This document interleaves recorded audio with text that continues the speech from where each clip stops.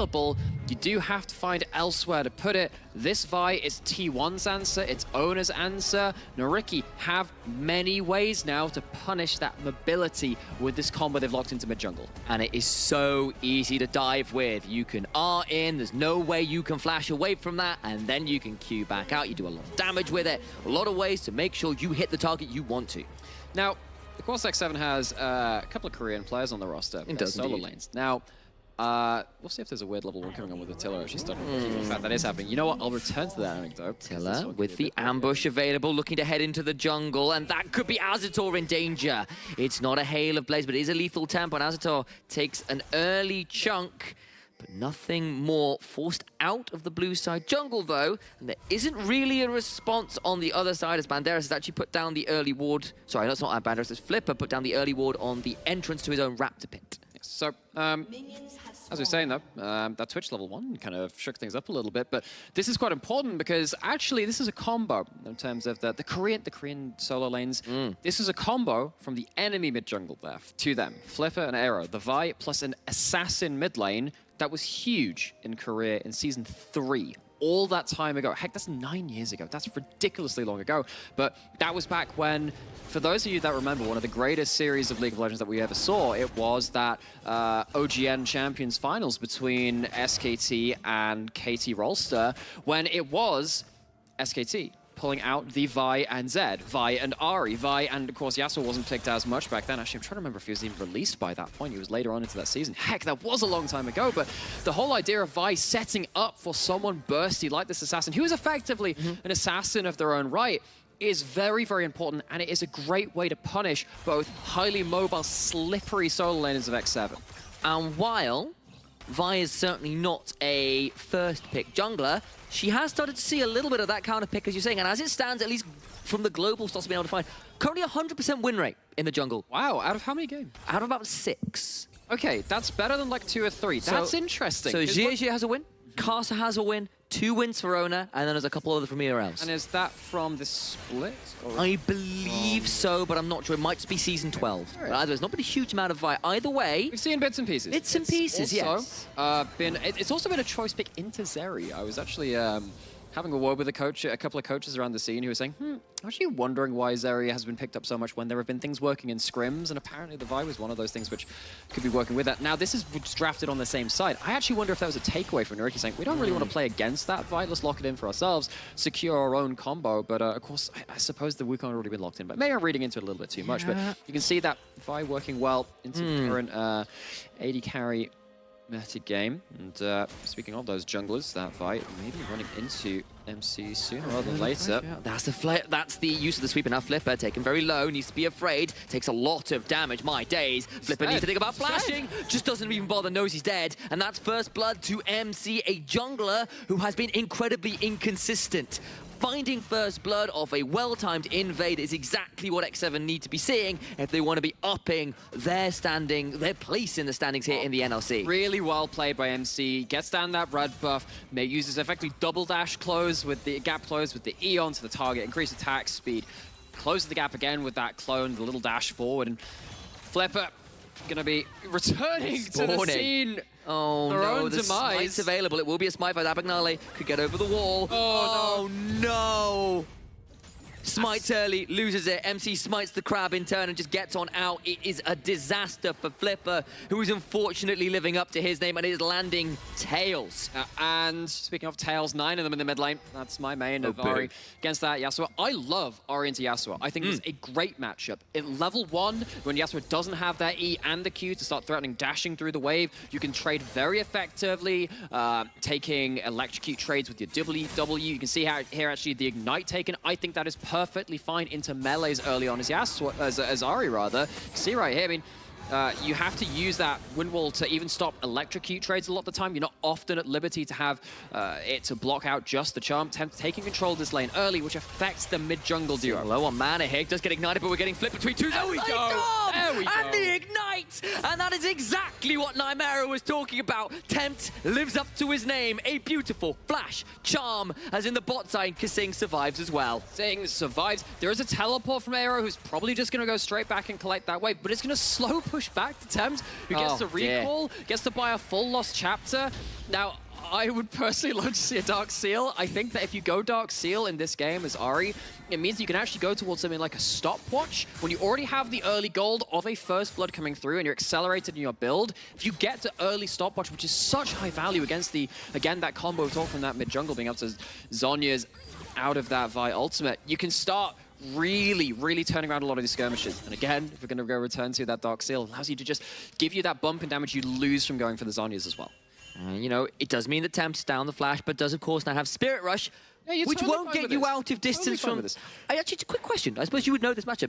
If Vi is using Assault and Battery and hitting you with that R button, yes, can you interrupt it with the charm? Oh, it's unstoppable. So you are just unstoppable. There's a giant unstoppable, which happens over your head. I had a moment there, it's like, I haven't seen a lot of Vi in a long time. I was like, is it actually unstoppable? Up until a couple of seasons ago, Shyvana was actually, you could knock her out of her ult. You could actually interrupt that. Although, actually, at that time, Ahri's charm didn't cancel dashes. They removed that for a couple of seasons, which I was very upset about. Was very upset about. But yeah, I mean, this is why Zhonya's is really important versus Vi, because you can't cancel it unless you have that Zhonya's or some kind of other stasis or untargetability. So have to see if Tempt just decides to go towards that. And of course, Chasey, similar situation, as an immobile AP assassin, can be going towards that. Talked a lot about micro so far, though, in terms of actually this vibe. Don't see much of it. How's it going to interact with these players and these champions? Let's talk about how the map's starting to evolve, though. We have evenish bot lane, even though summoners were starting to be burned. XP and farm advantages happening in the mid-jungle, though. This Vi, this Yasuo, they're a burst combo. If they're behind in their burst thresholds, that is very bad for NYYRIKKI. Flipper's going to be very upset. He's just used the Q as well. He's got flash, but I don't think he's got anything else. The level 6 is away. MC can just hop forwards and continue to be an absolute terror in this jungle. Flipper priority means he can push in from that top side, go assist his jungler, and you know, this is the snowball effect of a jungler falling behind. If you're losing out on dear, duels, Banderas needs to be afraid. Perfect execution is not used, but it is going to force the reset. There is no teleport on Banderas either. That is not a particularly healthy reset time and decides, I'm going to have to stick around. I can't afford to lose this. Has 2 pot charges. Doesn't, of course, have the Leeching Lair right now for any kind of regen. In terms of Omnivamp, but at least Flipper gets to go to the bargain bucket, and it means that gets some XP back in pocket. Not level 6 yet. MC has hit that first, and we already talked about how mid lane XP had also got in favor of X7 right now. Flipper looking to play around some cheeky gank paths, is behind bot lane, but again, doesn't have that level 6. See if he hits it off this camp. Does indeed. All the while you can see MC is on the opposing bargain bucket where those Raptors are, but Flipper at least managing to recoup some of the gold that was sorely lacking with the use of the pressure on the bot side. Ouch. Ultra Shock Laser is definitely stinging these days with the changes. Flipper securing a hold of those Raptors. Not Raptors, Krugs. There we go, got that one right. Yeah, not quite the same. Not quite the same. But Flipper actually not hitting level 6, but what Flipper has managed to do is go into that enemy red side and take almost an entire quadrant, but still even with that. Oh no, actually didn't quite. Oh, actually was I saw those Raptor marks up on the minimap. I'm like, wait, what happened there? Did he not take them? Of course, it would have been a counter jungle, leaving some alive. But again, Flipper still behind that curve, and it means that NYYRIKKI, they're not able to hem X7 in, not able to push them back as easily with the threat of Vi just turning up and point and click, monstering someone. Well, popped in the top side. Thinking about it, doesn't quite manage to make it stick though. Big chunk again, but Chasey, this Korean challenger player who's come over and laned well but struggled to convert that into consistent team plays, doesn't manage to get too much more out there so far, but playing well into this matchup right now. Just to clarify again, Korean challenger, yes. Also challengers Korea player. So that's the tier of yes. Korean challenger circuit, challengers Korea. Somewhere out there, Chronicler is shaking his head at my misnaming. Sure, he'll forgive you though, because Chase is a player that he loved to talk about as someone that was really strong. We do have level 6s hit from those duos. There is no stopwatch temp. Don't check it. Cease and desist. A Vault Breaker into the last breath will make a very dead Ahri in the mid lane. That's why you really want a stopwatch. Just throwing it out there. Of course. Goes down in that case. Doesn't have to blow anything, and that's 3 ults used. Actually, if Kasing holds this wave, I think you're pretty happy to say, I'll trade 3 ultimates for 1 death if you can actually pick up the majority of this wave. And Kasing, not actually able to hold the full wave, but does mean that the mini wave is held up under tower from Tempt, which means that it is going to be at least held for a little longer on their side of the map. Does his best there to hold that wave, and actually no, he's actually completely. Okay, okay, take that back. You see, I could see you getting less confident as it went on. I was like, oh, Kasing's gonna hold the wave. Kasing's gonna get that wave to go into turret. The next wave's hit the tower. They've lost a cannon. It's gonna slow push back. That's actually really awkward. Does have Flash and Spirit Rush though, does Tempt, so not too much bother. Of course, the ultimate discrepancy is still there. I was frozen on the other side of the lane. I could hear the rage in your voice, the support diff. It allows them to have the wave on the other side, maybe to make some plays, but they now have to use this priority to find something because Tempt is going to feel that loss of XP, which was something that they built up in a solo regard, and now has to sit there and go, I'd quite like to have that advantage. Right, bit of a chunk over the wall with that Ultra Shock laser and some burst fires coming through, but not going to lead to too much more as yet. Still a healthy early gold lead for X7, looking a lot more like we were kind of expecting from them.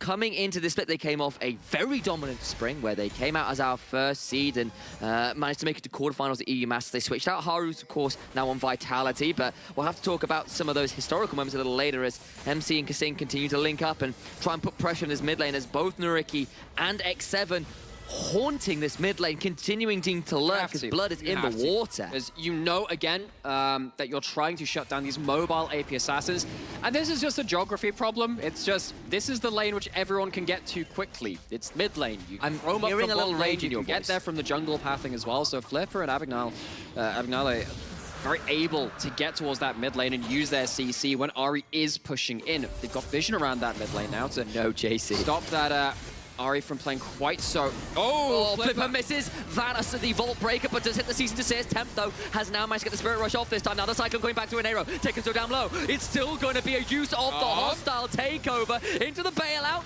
Gonna try to stay alive. And MC and Tempt make the mid lane a 3-4-none. Smooth criminals in the mid lane. Flipper doesn't land the Vault Breaker. It's what you level first on via. It's a lot of your burst, and it means that with that missing, they still all in. Tempt gets to turn around and gets so much damage down. The police turn up and they cannot make the criminals pay. Abba, are you okay? No, they're not. Smooth criminals indeed. So good. Just look at it again. This is 2v3, I believe. It is first a bit of a 2v2, although Abignale comes in later on. Thing is, like, you're going into this without the first passive there from Aero. You don't get to reset that with your ult in the middle of it. It's a good win wall, and Tempt kind of just flings his ult into it a couple of times, so maybe not the best positioning on that one, but does get away, importantly, from that CC of the Renata ult. And now, with this play, one of my favorite items in the game, one thing that I talked about before. Do tell. What do you do about that Dark Seal? Dark Seal's a good item. That's a double kill and assist. That's 5 stacks on stack. Suddenly, you can see that Fiendish Codex in inventory there from Ahri. If that goes into a Zhonya's at some point, and then you already have stacks to involve into a snowball item, like a Magi's, which is very, very good with Ahri, I think at this point, Tempt and MC are hugely accelerated, and they're building appropriately. The NYYRIKKI scriptures continue to be preached from here. By the book. He's on a book signing tour, I swear. Don't sign that one. It tends to be bad for your health. It steals your souls, so I hear, at least the name suggests. Nothing bad has ever come from signing such a book. I completely disagree. The only thing that's happened is... How about you try it yourself and then tell me afterwards? Yeah, I do. I play Evelyn. I buy it quite regularly. Anyway, bit of a play in the bot side as Abignale has, of course, got that early Blade of the Ruin King. Chunks him out there with that revamped way that item works. Abignale has the early Blade of the Ruin King. Like, no, Attila. That's not a Blade of the Ruin King Renata. You know, the Glask Industries had invested into blade work. Either way, yes, Attila pops that ult to get that second auto attack down. Means that you can get the move speed from the blade to disengage. Looks like a bit of an awkward ult. I think it's actually fairly fine there if you're trying to play around that movement speed to disengage. Once again, MC has found a Gromp to take, has found a way to get towards that bot side. And while this Zeri, we know how much damage it will do eventually. It's a far cry away from where it needs to be for NYYRIKKI to be comfortable with this game. NYYRIKKI put a lot of resources into this mid-jungle, and as you can see, it's not really worked out. That is an absurd amount of gold onto MC and onto Tempt. Flipper and Aero are not particularly in this game currently. And with all those resources put into that mid-jungle, you start to have to ask now, NYYRIKKI, what do you do after this point? Starting to have a really lacking set of options to play around the mid-game. And this is a kind of side of MC we've not seen very often this split. He's honestly been a bit of a sore point for X7, falling behind pretty regularly, ending up dying when he really doesn't need to. But we know that this is the kind of oppressive, dominant, just take the whole damn jungle for yourself kind of performance he has been known to put on. It's not an AP jungler, it's on the Wukong, a meta pick.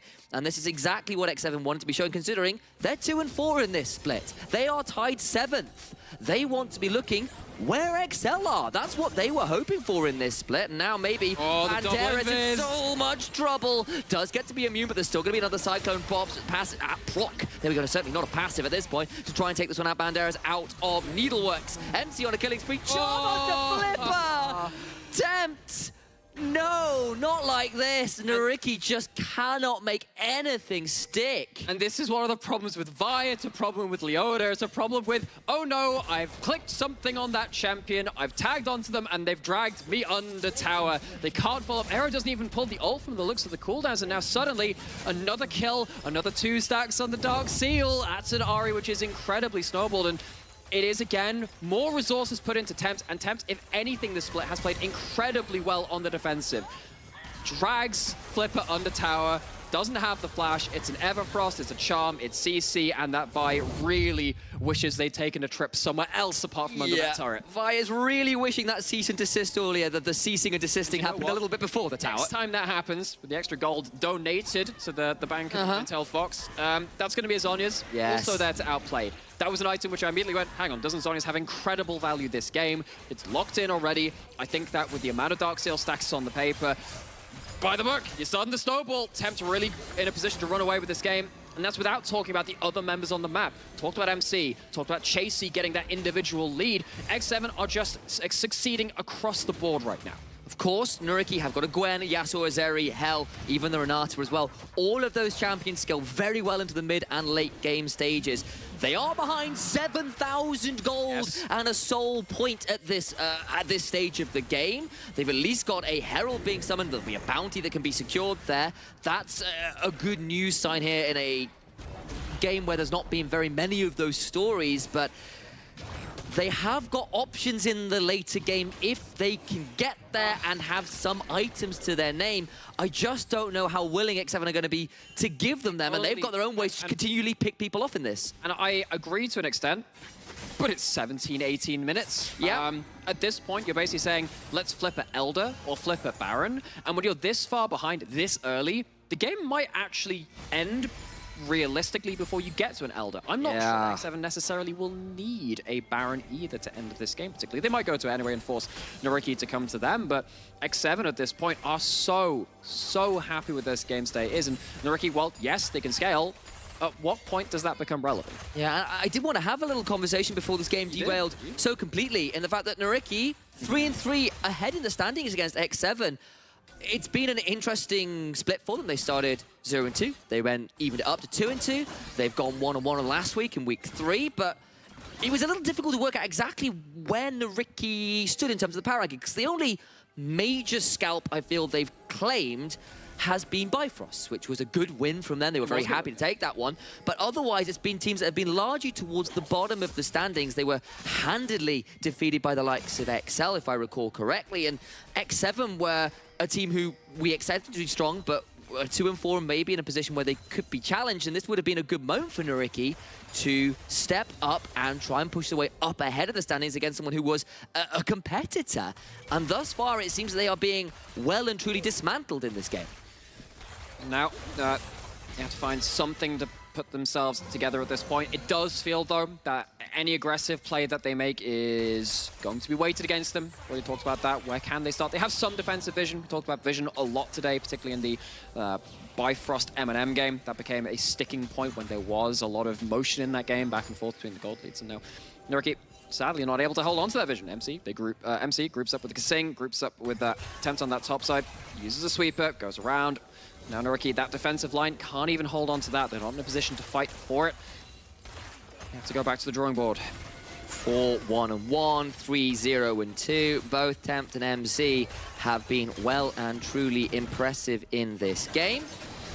to see, however, whether NYYRIKKI can try and recover best they can, but just losing more and more control of their jungle. And Chasey's got a bounty on his head despite having been 0-0-0, just farming away, getting the tower, being as obnoxious as he can towards his Gwen. And play, it's gold lead, teams ahead, 7,000 gold, tends to work out that way. Of course, as a team as well, the 3 dragons at top and the Herald, well, the Herald's actually even a piece thinking about it, but NYYRIKKI now have those objective bounties to unlock should they get onto one of those towers. And maybe that's another way into the game, can punish some mistakes from X7, take some bounties, take some objectives, and see if that can even things up. But it's still such a large way to climb back up in X7.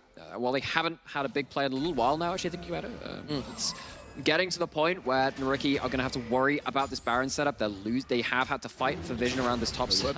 He's trying to get that final award there, and maybe it's a little bit of a bait as well, but not quite sure whether MC meant to do that one. It's because Sing could be a little irritated. He takes a final order from the Baron as he's calming down from being so rudely whacked on the head with a staff. Well, there was another blue trinket wasted by NYYRIKKI, and now, of course, with the pink ward, that control ward, those wards will not continue to give any vision on Barons. They have to invest a control ward in there too. NYYRIKKI playing off of lacking information.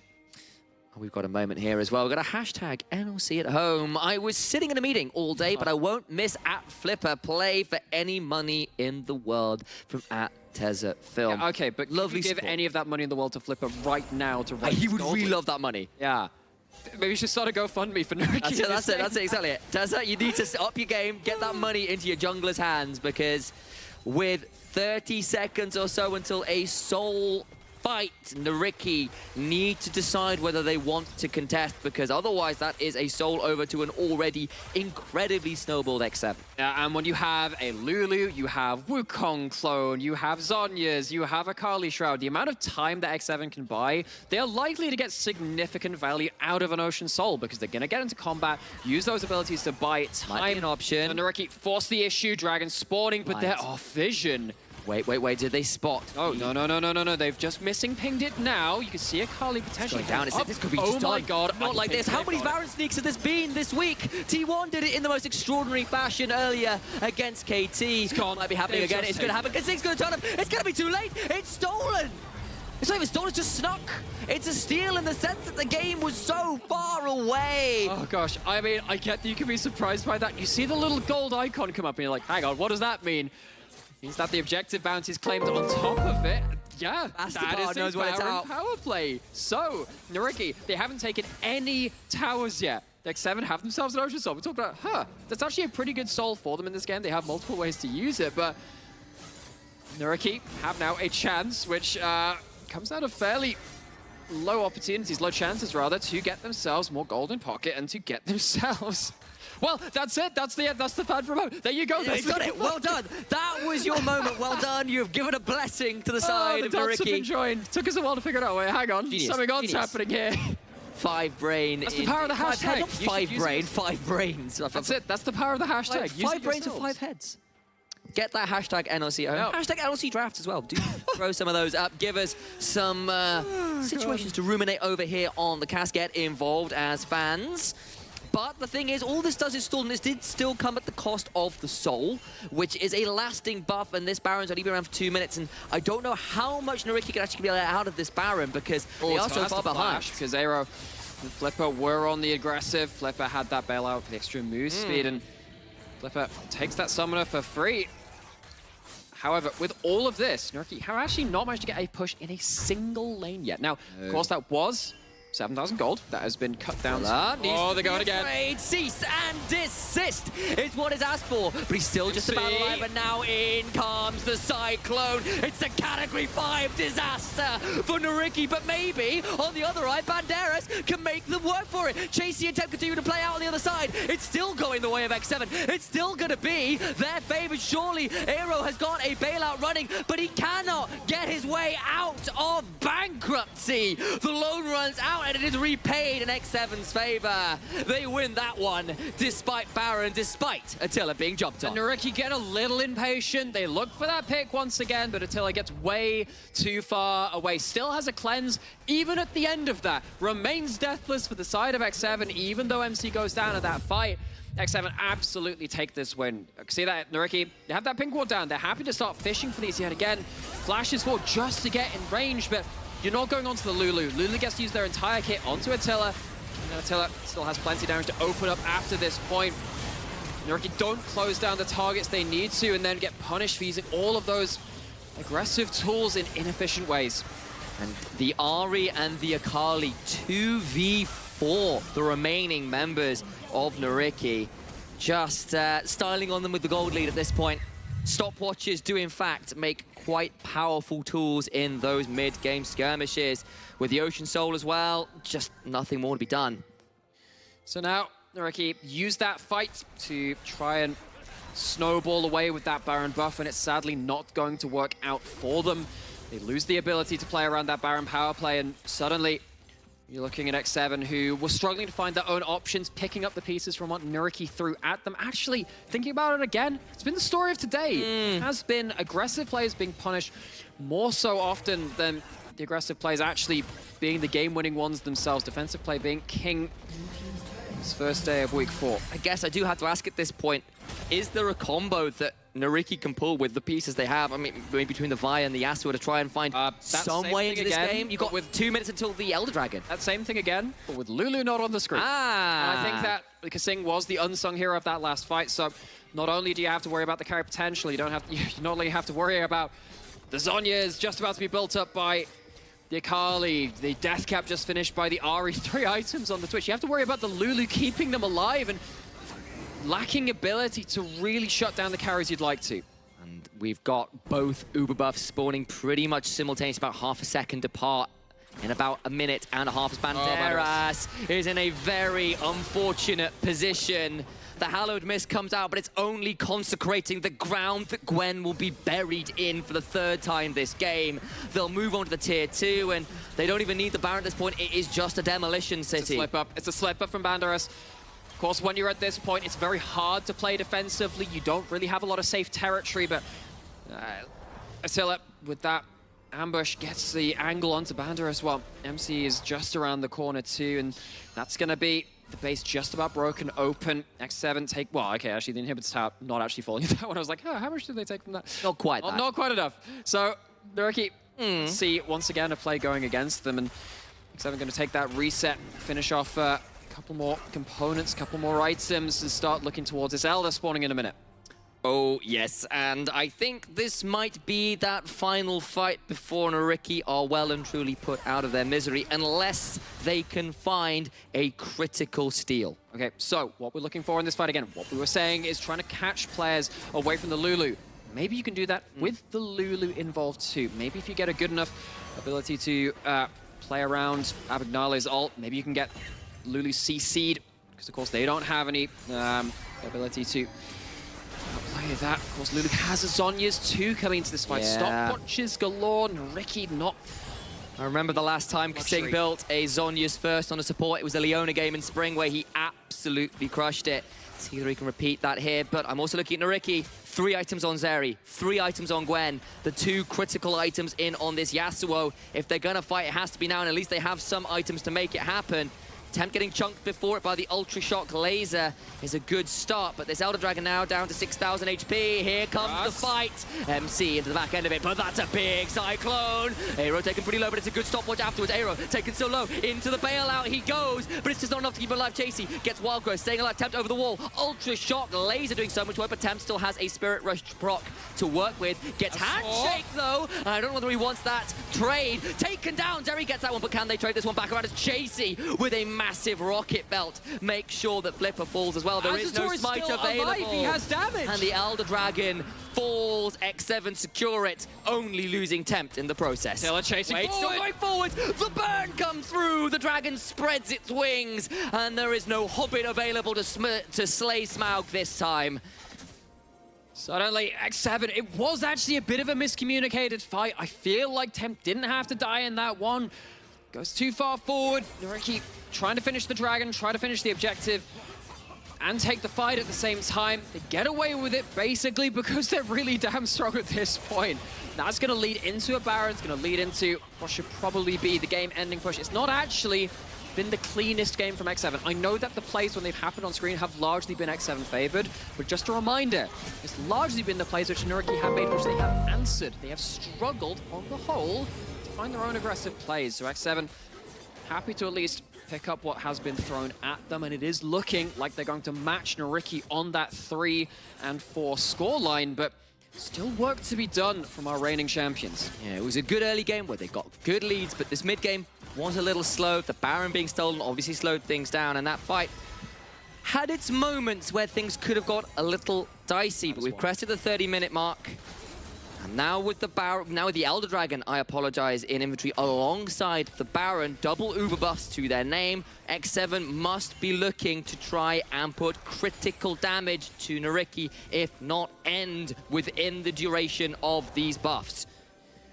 What they'd be ideally looking for. They're moving up, they're grouping up. I do think X7 have been playing very well around the Lulu. You can see that the Twitch hasn't died this game. That's actually fairly incredible, given the combos that they're playing. Yes. And I think a lot of that does go to Attila's positioning and Kasing's positioning alongside that. Now Attila, with the GA, feels so emboldened to walk up, has the Elder, of course, and has those 4 items inside that ultimate. So finally starting to crush towards that base, looking to unlock those inhibitor turrets as NYYRIKKI have to find their own ways out of this mess.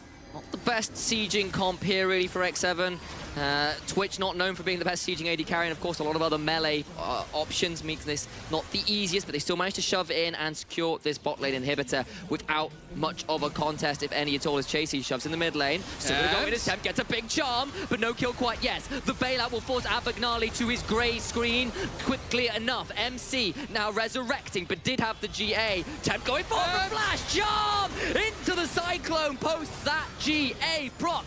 Aero will be run down, flashing over the wall best he can, but there is no way to go. The Vagabond from the side of Ionia will not be able to find anything out of this. 1-5-1. It's another Yasuo loss in another game. And X7 18-3 secure their 3rd win of the split.